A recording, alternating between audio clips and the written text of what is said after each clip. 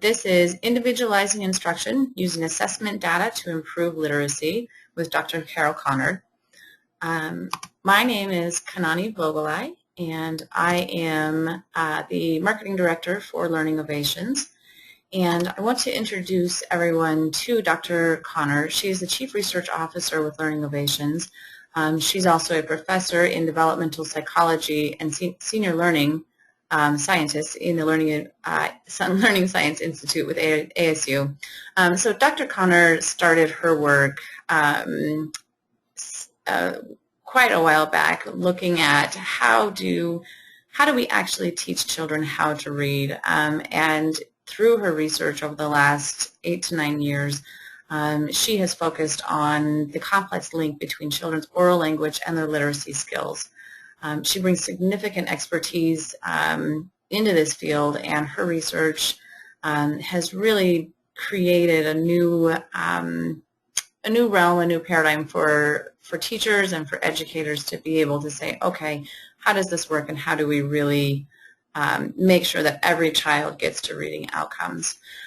So with that, I am going to turn this over to Dr. Connor, and she's got her presentation for you. Just a quick overview of what we're going to work on today, or talk about today, is first I'm going to briefly review effective reading instruction in K through 3rd grade, what the research says about this. Not going to spend a lot of time citing research, but if you're interested in a reading list, we're more than happy to provide that. And I'm going to talk about 2 critical dimensions of instruction, teacher versus student managed and code versus meaning-focused instruction. The second thing I'm going to talk about today is using assessment to inform instructional decision-making. And then finally, techniques and suggestions that are research-based for actually implementing individualized, what I call Tier 1 reading instruction. So this is the general education instruction that all children receive. So the first thing I want to talk about is multi-tiered systems of instruction. These are they're also known as response to intervention or response to instruction, but I prefer the term multi-tiered because there's so many different models that schools use out there. Here's probably the most classic one, where we have our big triangle. That's Tier 1, high-quality general education, and that's instruction that's provided to all children. That's the instruction we're going to focus on today. Now, there are likely children in this classroom for whom that's not going to be enough, but we're trying to keep that to a very small number. We want it to be no more than, say, 10 to 15% of the kids who are going to need something more intensive than Tier 1, and that's Tier 2. Now, this would be small group supplemental instruction. It doesn't replace Tier 1, and the research still shows very clearly that differentiating and Tier 1 is more effective than undifferentiated Tier 1. And then finally, Tier 3, depending on the model, is either special education or highly individualized instruction. And this is typically children, the 5 to 7% of children have dyslexia or other learning disabilities. And the reason you can see that in my model that triangles aren't overlapping is because the Tier 2 and Tier 3 should be supplemental and should not be supplanting Tier 1 instruction.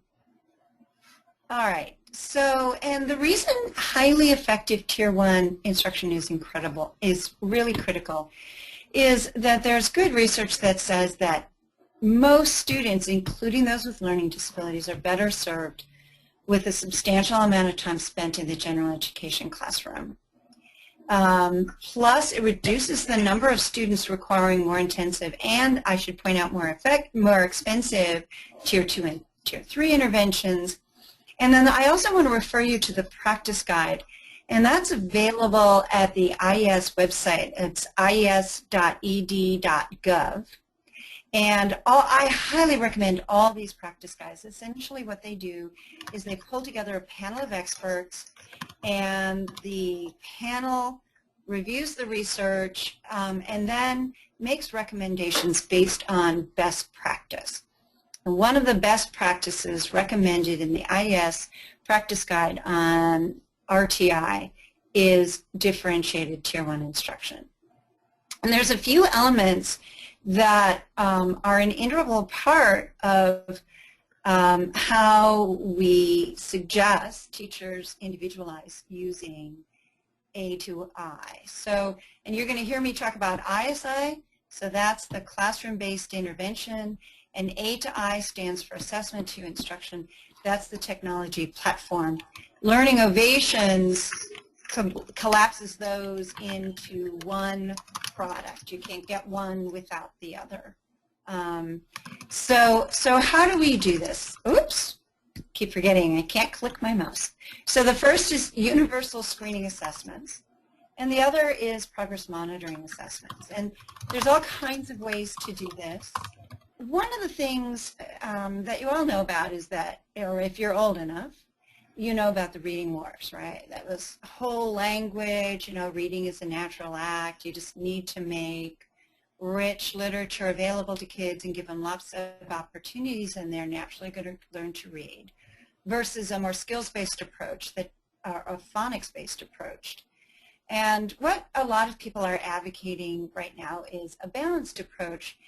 What we do with ISI is that we move beyond balanced instruction, because it's not a little bit of this and a little bit of that. In fact, we can be very precise in exactly how much children need of different types of reading instruction if we know their vocabulary, their decoding, and their comprehension skills. So what I want to do today is talk about evidence-based practices for reading instruction. We use the simple view of reading. If you haven't heard about the simple view, it's actually the not so simple view of reading. It's a highly complex theory that is very well supported in all kinds of research, including the research that we've been doing. And so we talk about multiple dimensions of instruction, and the simple view says that proficient reading for understanding is going to be a product of children's fluent decoding skills and their oral language and vocabulary skills. And if either is weak, that's going to impact their ability to understand what it is they're reading. Either one or the other has a bottleneck. The reason it's not that simple is we've also discovered that some kids have great decoding skills, and they've got just fine language skills, but they're not very good at actually applying their good language skills to the words that they've decoded. And they just need some explicit comprehension instruction. And so we actually talk about two types of instruction when we talk about content. We talk about code-focused instruction. And in this chart, you can see I've listed just a bunch of different types of activities that are code-focused. You'll notice fluency and morphological awareness we consider code-focused skills.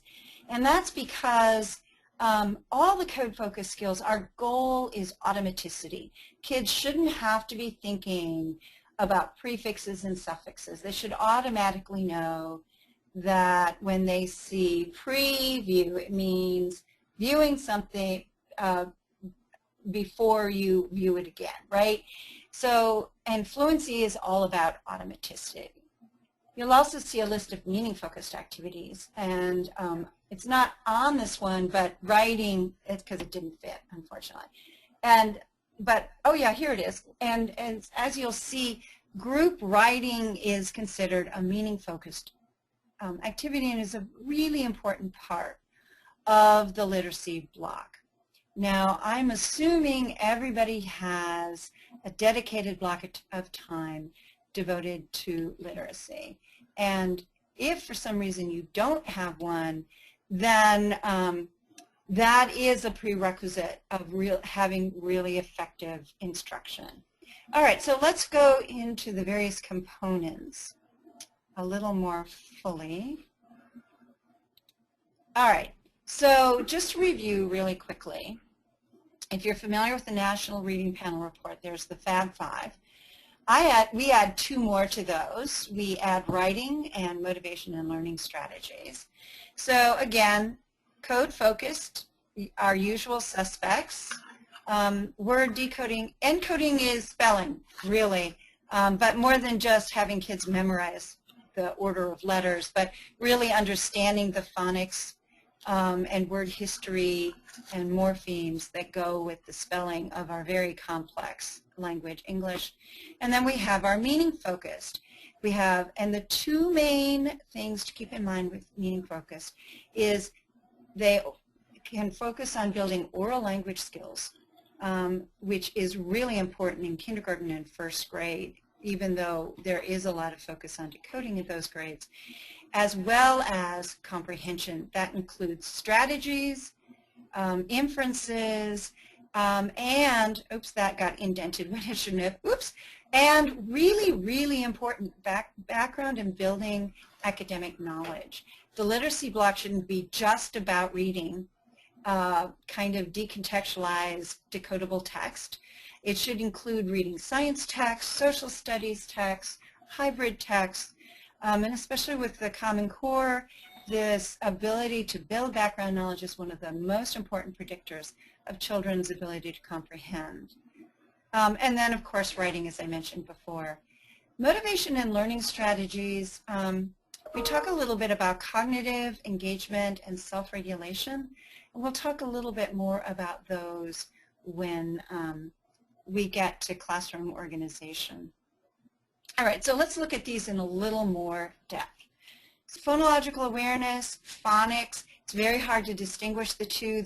We basically say if there's no text involved, it's phonological awareness. So if I ask you to say cowboy without the boy, and you say it's cow, then that's an example of phonological awareness. If I put the word cowboy in front of you, and I cover up the word cow, and I ask you to read the word, and you say boy, that's an example of phonics.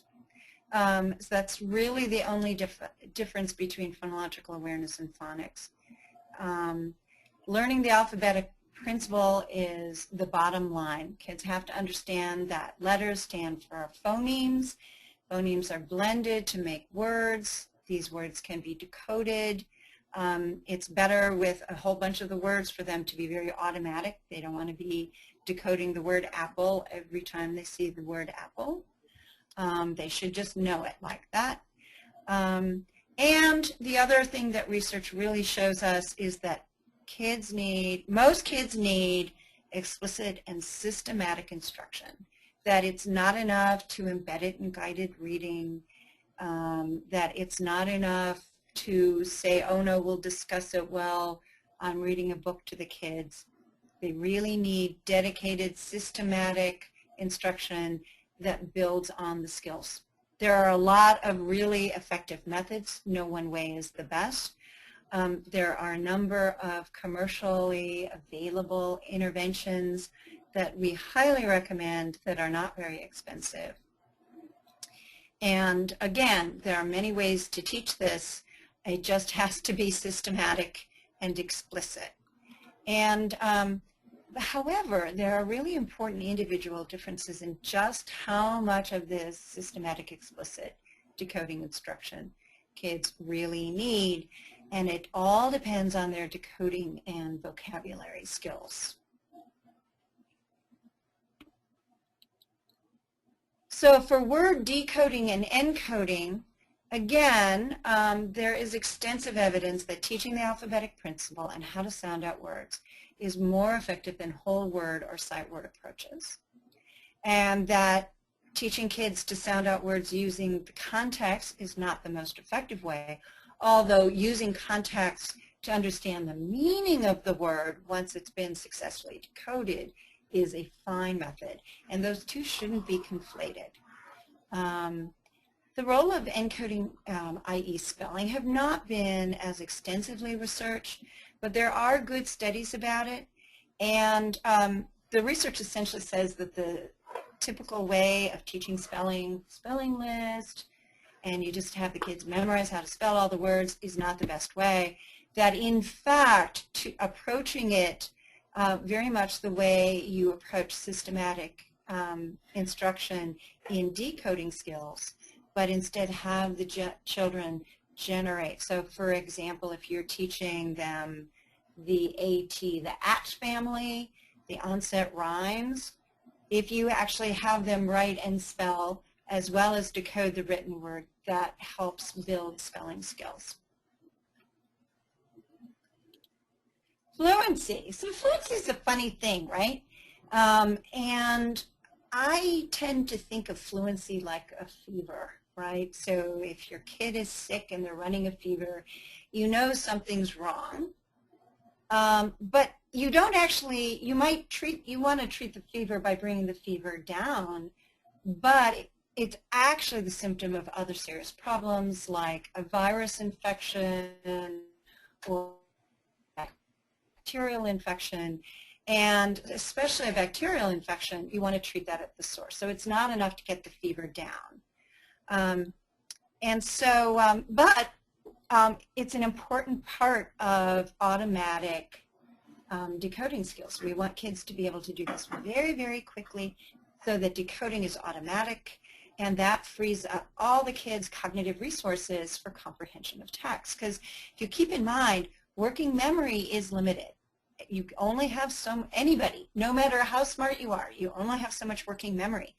If we're clogging up the kids' working memory because they don't have fluent decoding skills that are automatic, then they're not going to have as many mental resources available for comprehension.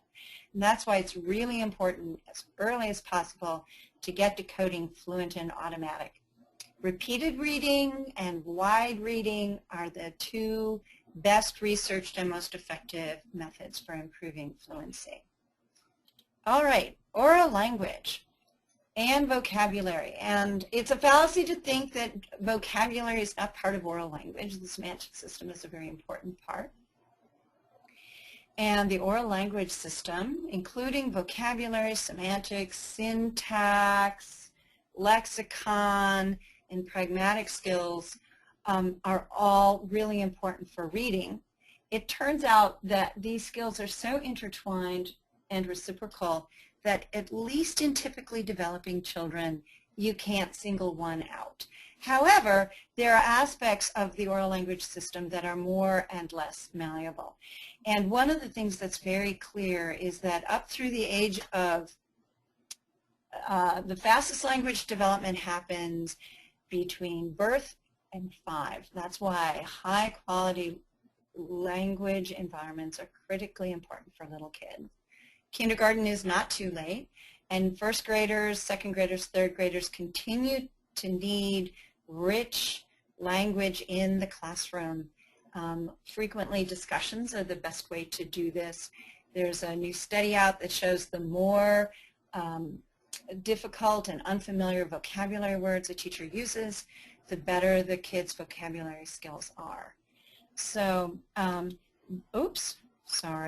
However, it is the case that oral language and vocabulary do not necessarily respond well to the kinds of systematic explicit instruction that we know is so effective for learning automatic decoding, and that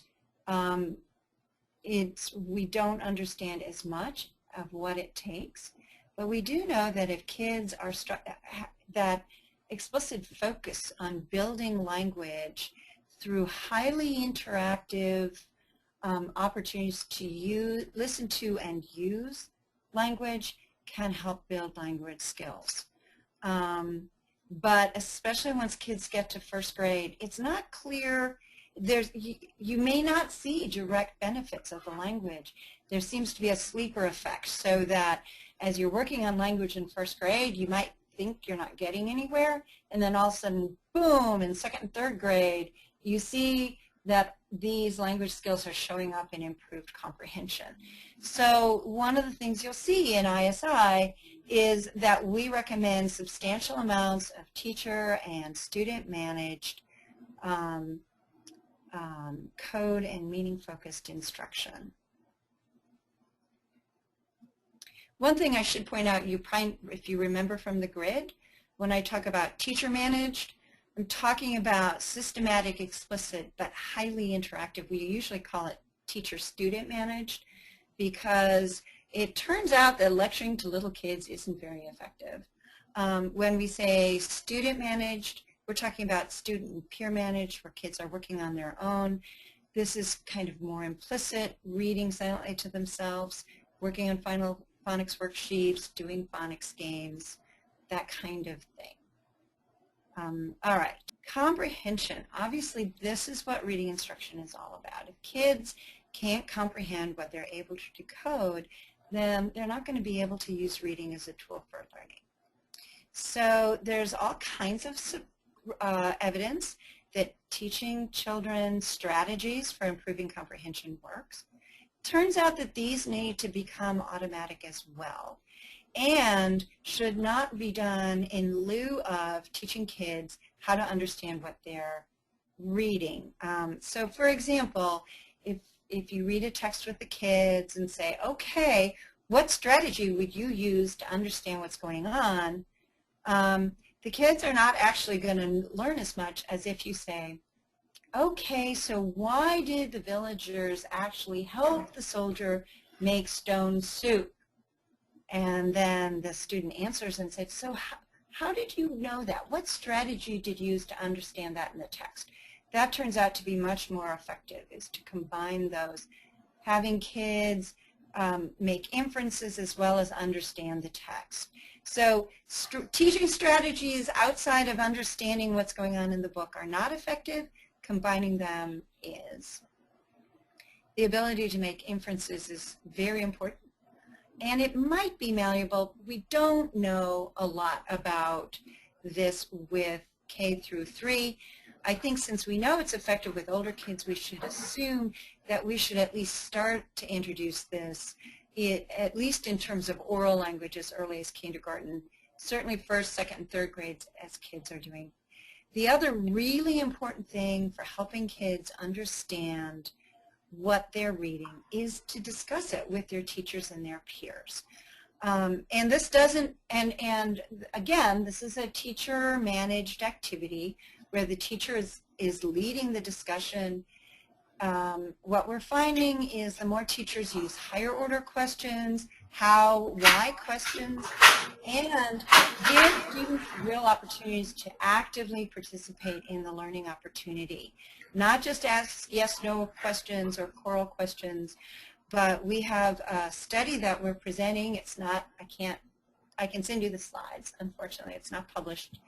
But when the more actively involved kids were in the discussion, either raising their hands, answering questions, but especially answering what we call making generative responses, where they're actually, so they're asking, so they say, well, I think the reason the villagers helped the soldier make stone soup is because they gave all the vegetables and the meat. And then the teacher says, so why do you think they did that when, first of all, they didn't want to help the soldier before? And then so it's these kinds of exchanges between teachers and students that is most strongly associated with students' gains in reading comprehension. There's also some emerging research that writing actually helps children comprehend better. We have data in first and second grade, and Graham and Hebert, is how you pronounce his name, did a meta-analysis that shows this very clearly. So that's why it's so important that writing is part of the literacy block, and that that it is a critical, meaning-focused type of instruction. Again, writing, very important. The other thing to keep in mind is that you can have a kid who's absolutely fluent decoding, and you give them a book that's a little bit over their heads, and they're not going to understand it so well. They may be able to decode it just fine, but if the test is difficult, it's going to slow them down. The other thing that's important in this model is the reader, and why they're reading. And If I'm reading because I really want to understand how to make research available to teachers, I read very differently than, say, I'm reviewing a journal article for a journal.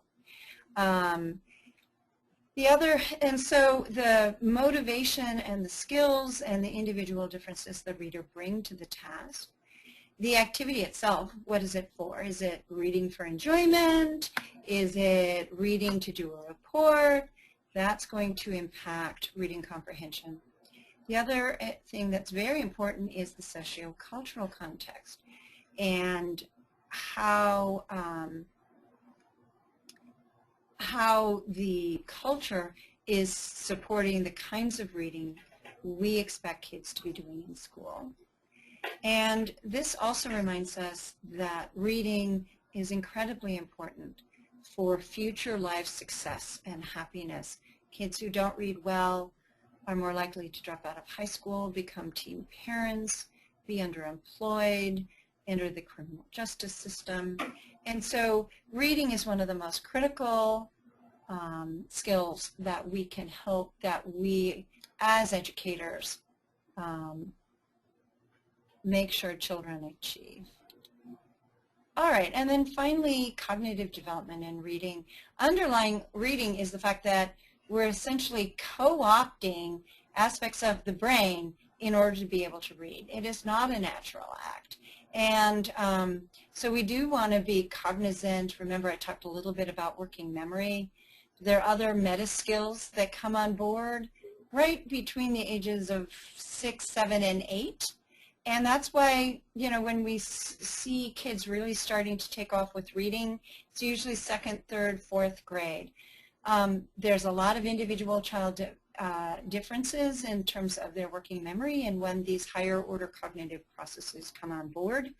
But we also know that learning to read actually facilitates the development of these cognitive processes. So we don't want to wait until kids have the processes. We actually want to keep pushing them a little bit, which facilitates the development of these processes.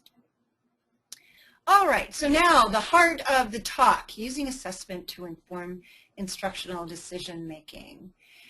Here's our grid again. Remember I talked about teacher-child managed and child-managed instruction, right?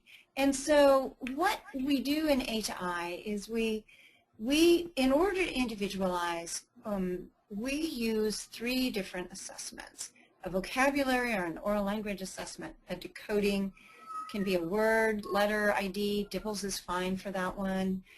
Ames Web also has very good code-focused assessments. And then we need a good assessment of comprehension. All 3 are needed to make recommendations. And what we recommend is these 4 types of instruction: teacher-child managed code-focused, child peer managed. Having kids work in groups or in pairs works really well.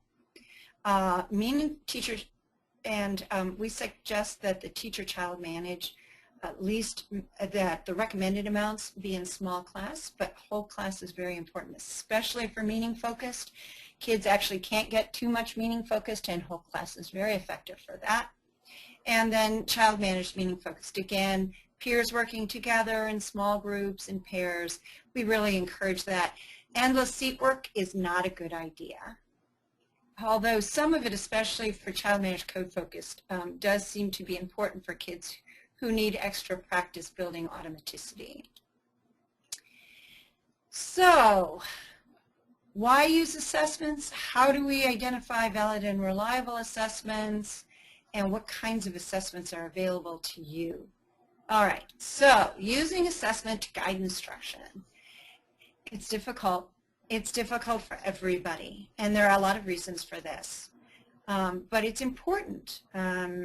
It's generally instructional regimes, which are informed by assessment, are generally more effective. And they set standards of practice rather than idiosyncratic practice, where you just kind of do what you feel like doing on any given day. Standards of best practice are more effective. But the big reason is that there are what we call child by instruction interactions. The assessment results do not translate directly to students' learning needs. It's a complex interaction. And so the effect of any of our 4 types of instruction really depends on children's vocabulary, decoding, and comprehension skills. And here's an example of why. There's 2 graphs here. Along here, we have the children's spring decoding score, but we're controlling for fall, right? So these are really the gains. And here we have, you have to follow the bouncing acronym, Child Managed Meaning Focused, minutes of instruction per day. This green solid line are kids who have strong vocabulary skills. Now keep in mind, we have vocabulary skills predicting decoding skills. And you see we get the greatest gains the more time. This is 16 minutes all the way up to 37 minutes per day of child-managed meaning-focused instruction. Most of this is sustained independent silent reading where kids get to choose what it is they want to read. And we see for our kids with strong vocabulary skills, who usually but not always have good decoding skills, high amounts all year long are highly effective. But look what happens to our kids with weak vocabulary skills, right? They actually make weaker gains the more time they spend in child-managed meaning-focused. However, if we look down at this now, the 0, 1, 2, 3, 4, 5 is slope. It's minutes per month. So 0 is the same amount all year long. 5 is 5 minutes increase each month. So if they started with 5 in August or September, then it would be 10 in October and 15 in November and so on. And so what we see is that for kids with strong vocabulary skills, high amounts of child-managed meaning-focused all year long is the best pattern of instruction for them, whereas for kids with weak vocabulary skills, small amounts in the fall and increasing about 5 minutes per month is the most effective for them. There's no way you could just intuitively know that. And so what we do in A to I is we have created equations or computer algorithms that compute recommended amounts and types of instruction that take into account these child-by instruction interactions. So valid and reliable assessment, right? There's several types of validity. There's construct validity. That's the most important. It means it actually tests what's it's intended to assess. So if we're trying to measure decoding, then it would be really helpful if the test actually measured decoding, right? So measuring decoding can be done by decoding nonsense words. It can be assessed by sight word fluency. It can be assessed by oral reading fluency. Those are all critical aspects of decoding. Asking kids then to answer questions about what it wouldn't be a test of decoding, right? That would be more a test of comprehension. So we really need to make sure the test is really measuring what it is we are trying to get to. Face validity is that it just makes sense. We sometimes have tests that don't make sense but are actually very good at measuring a construct. You don't want to teach to the test though, right? Because let's take the Dibbles non-word fluency. What happens with that, I've seen teachers having kids play non-word bingo. Well, what are they doing? They're memorizing those words, those letter patterns. And so it's actually made it not a measure of decoding anymore. It's become sight word fluency. And that's okay, but that's why it's a bad idea to teach to tests. Better just to provide effective instruction and allow the tests to do what they're supposed to do. The last type of validity is concurrent validity, and that means it should, if it's supposed to measure comprehension, it should correlate with other tests. The kids' scores should correlate with other tests that measure comprehension. It should be reliable, right? It shouldn't change just because the person administering the test changes or scoring the test changes. And the student should take it one day and then be able to take it a month later and get similar results. Hopefully some gains, but they shouldn't be wandering all over. They shouldn't be high one day and low the next day. That means the test is not reliable. And especially for standardized tests, but any assessment you are asked to use, you should be asking your principal or your curriculum director or your literacy coach to see the technical manual so you can determine whether you have a valid and reliable test. The DIBELS, widely used, is okay, not great. It should never be used for high stakes. Same with Ames Web. If it's going to be high stakes, then you need to use expensive standardized tests. The Gates McGinnity reading test, the GRADE, Woodcock-Johnson tests of achievement, the Metropolitan Achievement Test, the Stanford Achievement Test. Those are all examples of highly reliable, valid, psychometrically strong assessments. But as teachers, we don't want to be giving those. Plus, you can't give them that frequently. It invalidates the test. We use them in our research because, of course, research is pretty high stakes. We don't want to be wrong. But there's other called curriculum-based assessments that can be very useful for screening and for guiding your practice. The DIBELS is a good one. Ames Web is another. Exiles are a really great system, psychometrically strong, and it really helps you match kids to the books they're reading. So that's good, and you should see kids' Lexiles level improving over time. So they're great for progress monitoring. They aren't going to, so they're not going to help you, though. So, you want to think, well, so are they going to help you track down why Lexile skills are low, right? Is it because the kid's struggling with decoding? Is it because their language skills are weak? Or are their decoding and language skills fine, and they just don't get how to apply the language skills to the words they decode? I didn't include self-created assessments. Those are great for progress monitoring. They're not going to be, you want to make, they should be valid and reliable, but if they're not high stakes, if you're using them to guide your instruction, I think it's fabulous because they'll do exactly what you want. And then assessments provided by the core literacy materials. A2I has 2 online computer assessments that can be the nice thing about those is the kids take them online, so they aren't taking away from it valuable instruction time. So you want to think about what information you're getting, what information you still need, and how can you find assessments to help you do that.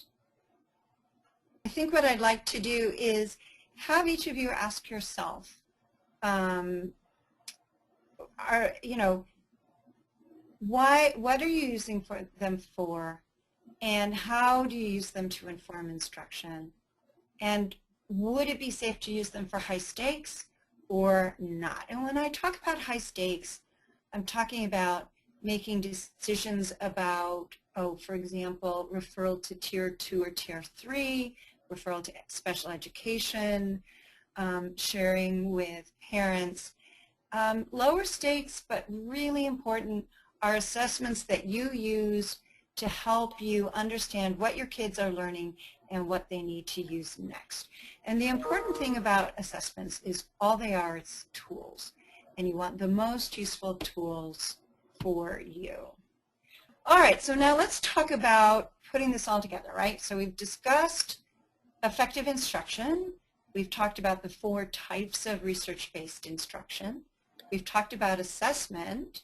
So now how do we use these assessments and our understanding of effective instruction to actually implement individualized student instruction?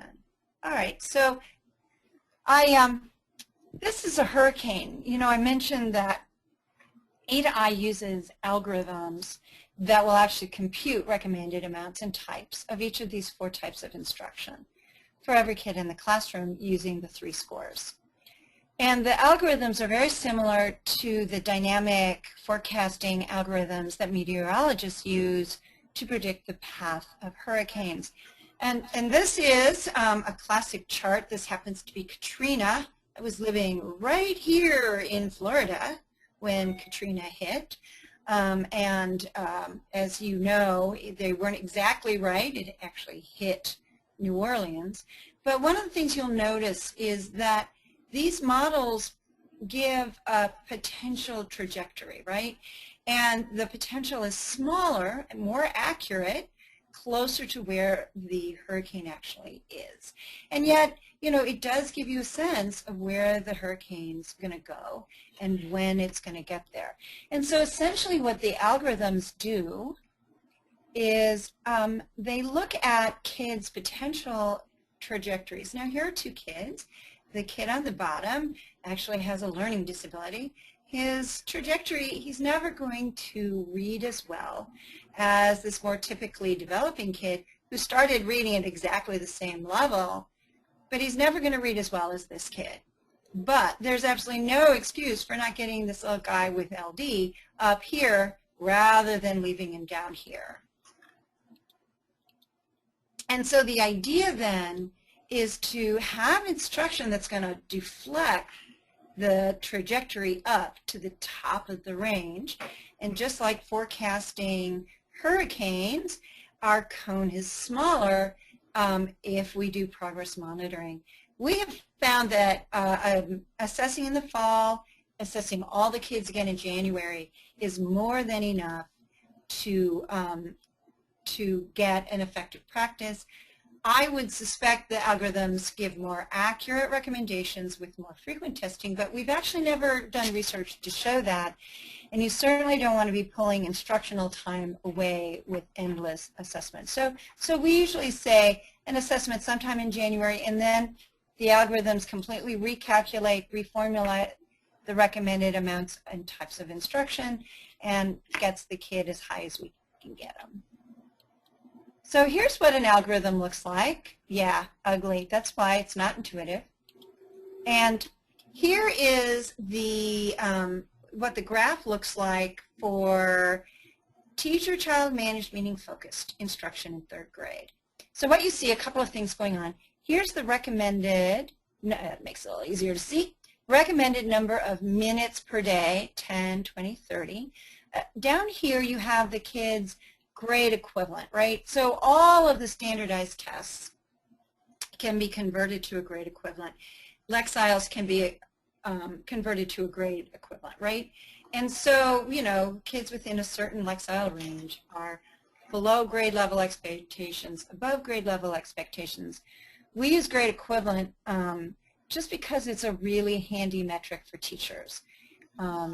We all know what third grade reading looks like, and we know if we have a third grader reading at a first grade level, the kid's in trouble and they're probably having serious decoding problems, maybe some language problems as well. So what we see is at the beginning of third grade, we also see that kids who are reading at exactly the same level, if the kids have weaker vocabulary skills, they're going to need more minutes per day of teacher-managed meaning-focused instruction than a kid with the exact same reading skill but stronger vocabulary. And so you start to see how very complex. You'll also notice that it curves. It's non-linear. Again, not very intuitive. So we develop software. We call it A to I. And just briefly, I'm going to spend, just to give you an overview, it starts with the child by instruction interactions that I showed you, which is why you can't just make a one-to-one decision about kids using the assessments, and why just having only an assessment of decoding or only an assessment of reading is really not good enough. And so we use valid and reliable assessments of letter word reading, vocabulary, and comprehension. Vocabulary can be oral language if that's what you have. We then set the target outcome for every kid. That's at grade level. If they're at or below grade level at the beginning of third grade, it would be 3.9. If they're above grade level, then it's a year's worth of growth in 1 year. So that would be, if they were, say, reading at 3.5, then we wouldn't want them just to be reading at 3.9 by the end of third grade. We'd want to make reading at a 4.4 grade point level. So we set high expectations for every kid, and we plan the instruction using the lesson plan and implement it in the classroom. Here's our website. We have a discussion board. We have online professional development resources. The classroom view is the heart. If you start using this in the fall, it'll look a little different. But what you see, this is first grade. Brad Pitt is not a very good reader, and so you can see he still needs a lot of teacher-managed, meaning-focused. This would be in small groups with the teacher, highly interactive. He also needs a lot of teacher-managed, code-focused, as well as time reading and writing with his peers or independently. But look at how much practice he needs with his peers or in seat work, practicing his decoding skills. If we contrast that down here with little Elizabeth Russell, who's a very good reader, she needs a lot of teacher-managed, meaning-focused in a small group.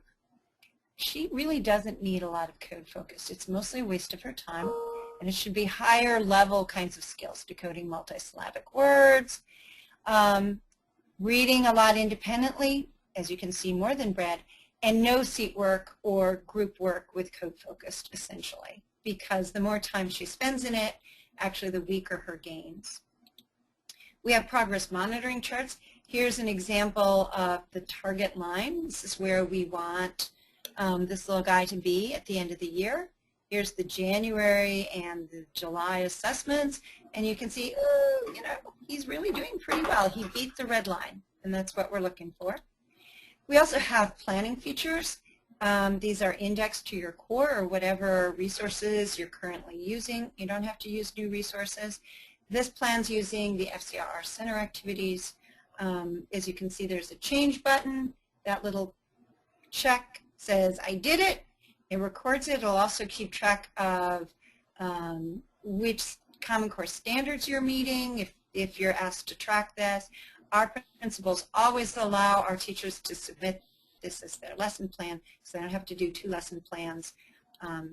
And across 7 randomized controlled trials, actually 8, I keep forgetting about our kindergarten trial,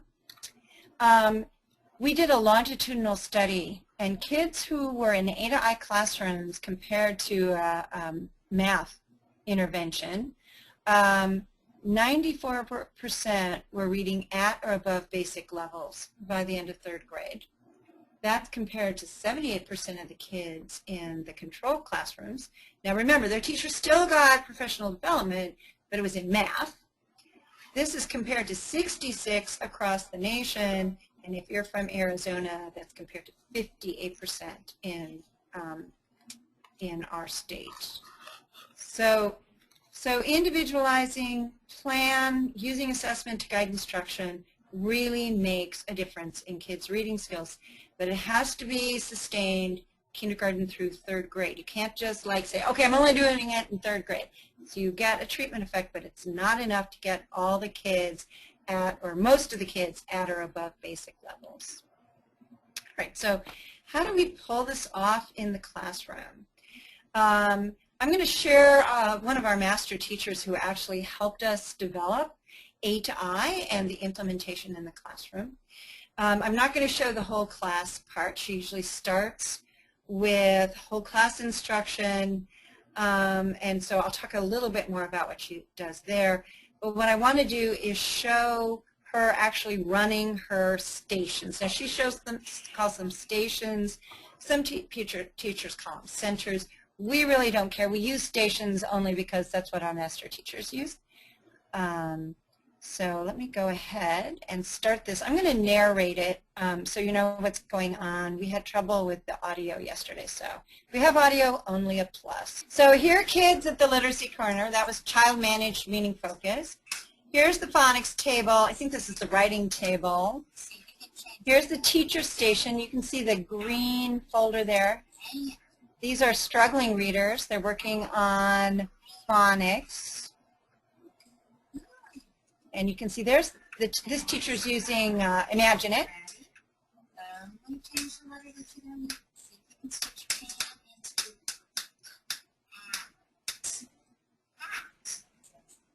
So you can see, all right, watch this transition. So there's our orange group, there's the blue group moving to the teacher table. See how all the kids know exactly where they're supposed to be, and they just go there. That we consider computers to be child-managed time. Very, very good use of children's time. Here's seat work, working on phonics. It's establishing what the kids were working on. Again, this is from the core. So this is a different group. This is an example of a teacher-managed meaning-focused activity, and they're working on adjectives.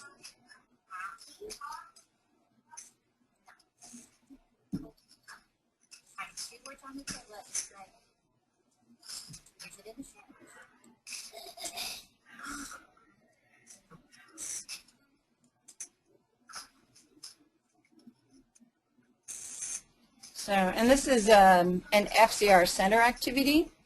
Our teacher complained that this turned out to be easier for the kids than she thought it would be. But I thought, no, it's a fine example, and it's so cute because all the kids are smart.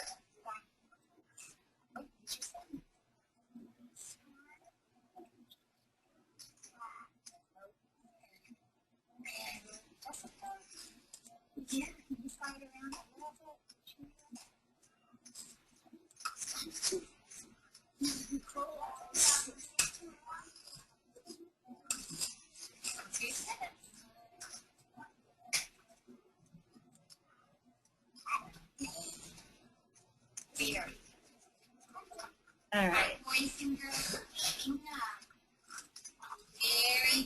Okay. Now you'll also notice that she gives a clear signal that the centers are over, right? So it's cleaning up. She's ringing her bell. Bells seem to work really well in classrooms. Some teachers use a song, especially with the littler guys. And so there's phonics table. So you can see she has the kids working in groups most of the time with some independent seat work. What's not seen in this is she's got a chart. All right. Can you see my slides again? Yes. Okay. So what you're not seeing in this video is that she has a big chart, and one of her rules is ask me, and then ask 3 and then me. So kids don't know what they're supposed to be doing. They're supposed to ask a fellow student or check the organization board or look in their folder. That's why she uses color-coded folders to find out what they're supposed to do. And you'll notice that none of the kids had to interrupt the teacher table. So one of the really important things about implementing individualized instruction in the classroom is establishing classroom routines very early in the year and sticking with them. Our classrooms can be very boring for people who observe every single day because, you know, our teachers start with, and again, there are many ways to do this, but this is what most of our teachers do. They usually begin the class with whole class instruction. They start by explaining the learning goals for the day. So what are they going to learn about? So they're going to learn about maybe stone soup, right? I've just been watching a lot of video observation of stone soup. They're also going to maybe talk about working on decoding, but so that each group knows what it is that they're supposed to be learning. Then she'll start the lesson. And again, we want our teachers to be looking for active and generative student participation. Let me just leave you with these thoughts. This was one teacher's method, but there are many ways to do it. The key features are small homogeneous groups. ADA helps you set those up, establishing classroom routines, and thinking about high-quality student-managed activities. So think about those, and thank you very much. Just to wrap this up, Learning Ovations, one of the big things that we're facing right now is what do we do next? We are working to bring this solution across the country to every teacher at a district level. But as most of you who are involved in education know, this is a very slow process. So our next big project is to actually take this technology and research and put it into a mobile app called the Innovations mobile app. And in order to do that, we are actually in the process of a Kickstarter campaign. And so if you have some time, hop on to Kickstarter.com. We've cracked the code, all kids can learn to read. We've got 9 days left, and as you can see, still a bit of a ways to go, so any support you have would be appreciated.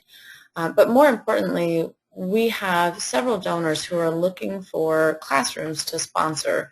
So as educators, if you would like, go on our website. You can sign up to be the recipient of the app. So someone can go on our campaign, donate at various levels, and then through those donations they sponsor a classroom that gets this app and technology and research for free. So as educators, please go on. We are looking for those classrooms that we can assign to our donors, and then of course if you have the ability to donate, we would absolutely appreciate that if you can spread the word. And so that is our webinar. Thank you very much for your time and support, and have a great day.